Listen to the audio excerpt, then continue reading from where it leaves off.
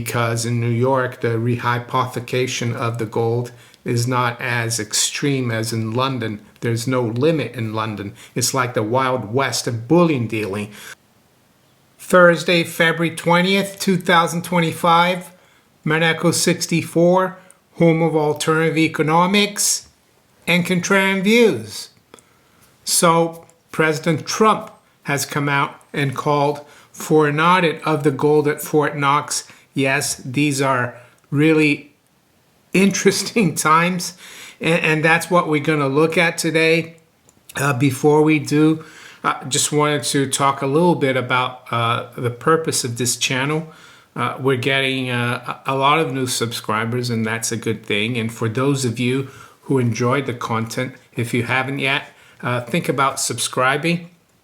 I started making videos here on YouTube in late 2015, and one of the purposes of this channel is to try to inform the public about the fraudulent nature of our monetary system, our fiat currency system. And gold and silver, sound money, are an integral part of this message, because without gold or silver as money, there's no economic freedom, there's no human freedom. So the fact that President Trump is talking about auditing the gold at Fort Knox is very significant. There's a lot of speculation that gold is going to be revalued, gold is going to be monetized, it's going to be reused, or that they're going to issue treasury backed by gold. So I'm very encouraged. I guess we're becoming less of a home of alternative economics and contrarian views, but I'm sure I can find a lot of topics going forward that will match that philosophy that we have here on the channel. And so to me, this is a great time. Maybe to the bullion banks it isn't, and that's why gold is making new all-time highs here as I speak.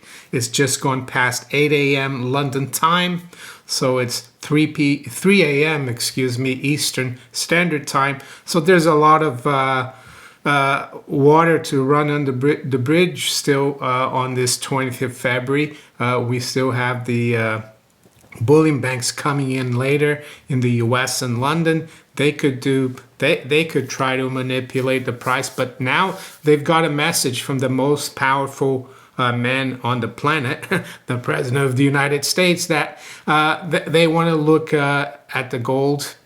And before I go into more detail about the news, just wanted to give a shout out to Miles Franklin,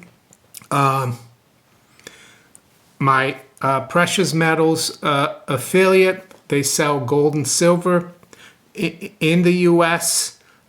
I met with Andy in January for the first time. We had a really good time. We did a few podcasts. We played golf. Actually, we played golf at Trump International in West Palm Beach, which was a treat. He was there, President Trump, but unfortunately, we didn't get to see him. But anyway, just wanted to let you know that he's still got the pre-1933 US gold coins, the ones that, actually, I'll give you a little bit of history. The reason there is a Fort Knox is because in 1933, President FDR signed Executive Order 6109 to confiscate the gold from Americans. And I think he got like a quarter. It's not known exactly. He got a quarter of all the gold. There were some exceptions.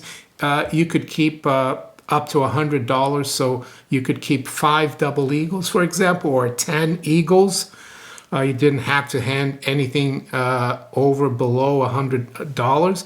But all that gold that people handed in, actually, they did it voluntarily. They handed it into their Federal Reserve District banks.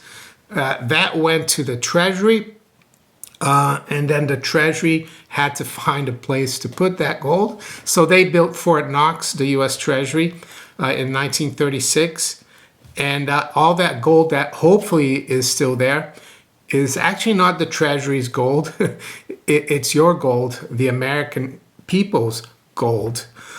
Anyway, he's got some really good deals on these pre-1933 gold pieces, $20, $10, $5 or $10 pieces. They were what was used as money back then.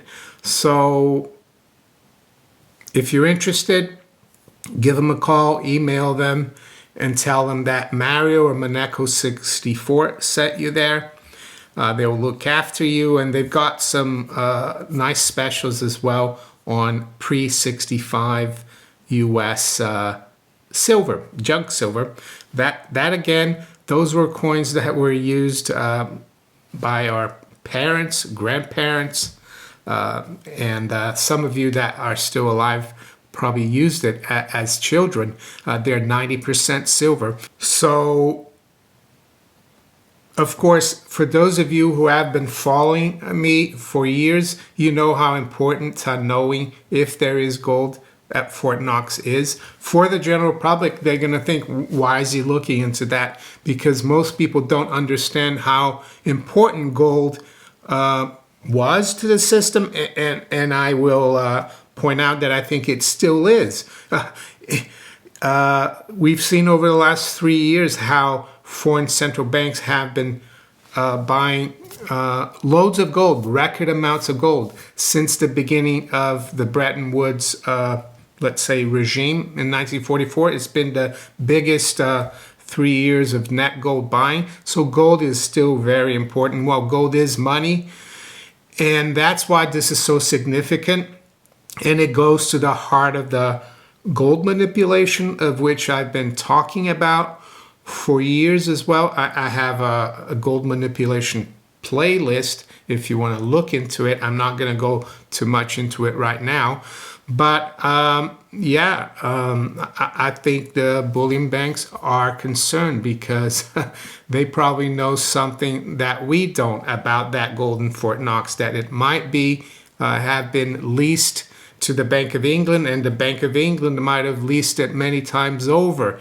Is it any wonder a lot of gold is going from London to the US? But there's also gold going from elsewhere to the US. So maybe finally the US administration is realizing that gold is really important, and it's been flowing east for too long, and we need to repatriate it. And so let's listen to President Trump here talk about Fort Knox, and I think it was last night. And it's quite amazing how X gets things out there, because last week it was Zero Hedge who tagged Elon Musk on one of the stories. Why aren't you? Why doesn't Doge look into Fort Knox, do an audit?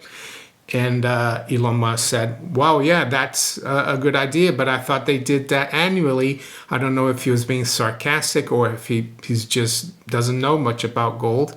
But now word has gotten to President Trump. So listen to this. We're going to go into Fort Knox to make sure the gold is there. Are they going to? You know that we're going to go into Fort Knox. You know about that? And the reason I want you to listen to this is, because we're never too sure. People say, oh, they're going to audit Fort Knox. And people think, oh, they're like exaggerating. But it's for real. And for those of you who are not aware of what's going on in terms of the squeeze in gold right now, well, the bullion banks, the central banks, the BIS, they use a lot of this gold to lease, the physical gold, to lease it out many times over. It's just like a fractional reserve banking. If you put a paper dollar in your account, they will lend it as many times as they want. Usually it used to be 9 or 10 times. But since 2020, the Federal Reserve they abolished all reserve requirements. It's zero. And I would venture to say that in London, where the London Bullion Market Association is based and the bullion banks operate from, there is no limit to how much paper gold or unallocated gold they can create from, let's say, a 400-ounce bar. It's infinite.